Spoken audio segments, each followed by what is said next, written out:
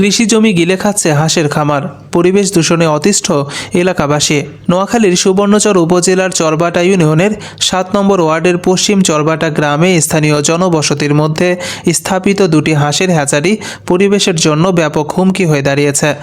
Dhaka ducks and hatchery limited নামের একটি বেসরকারি প্রতিষ্ঠান মৃত হাঁস, পচা ডিম এবং অন্যান্য বর্জ্য যত্রতত্র ফেলে পরিবেশ দূষণ করছে।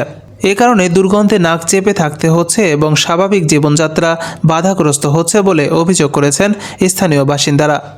স্থানীয় কয়েকশো পরিবার এরই মধ্যে প্রশাসনের বিভিন্ন দপ্তরে অভিযোগ করেছেন।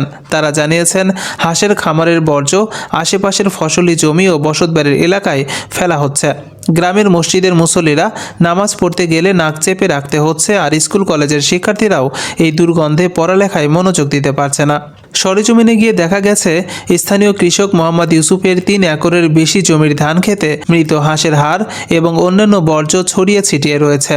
ক্ষতিগ্রস্ত কৃষকরা জানান, তাদের আবাদি জমি কার্যত চাষের অযোগ্য হয়ে পড়েছে। স্থানীয় কৃষক মোহাম্মদ ফরিদ, ইউসুফ এবং রুবেল জানান, হ্যাচারির মালিকপক্ষ তাদের ক্ষতির জন্য কোনো প্রতিকার করেনি, বরং অভিযোগ করায় দেখে নেওয়ার হুমকি দিচ্ছে।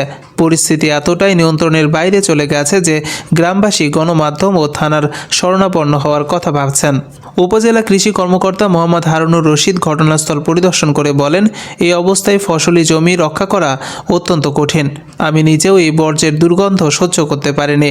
গ্রামের মানুষ কিভাবে এখানে বসবাস করছে তা কল্পনার বাইরে। এ বিষয়ে সুবর্ণচর উপজেলা নির্বাহী অফিসার সুরাইয়া আক্তার লাকি জানান, যে কোনো পরিবেশ দূষণ বা জনজীবনের ক্ষতিকর কার্যক্রম আইনানুগভাবে খতিয়ে দেখা হবে এবং প্রয়োজনীয় ব্যবস্থা নেওয়া হবে। গ্রামবাসী এখন সংশ্লিষ্ট কর্তৃপক্ষের কার্যকর পদক্ষেপের অপেক্ষায় রয়েছেন। পরিবেশ রক্ষার পাশাপাশি ফসলি জমি রক্ষা এবং জনস্বাস্থ্য ঝুঁকি নিরসনে দ্রুত পদক্ষেপ নেওয়া জরুরি।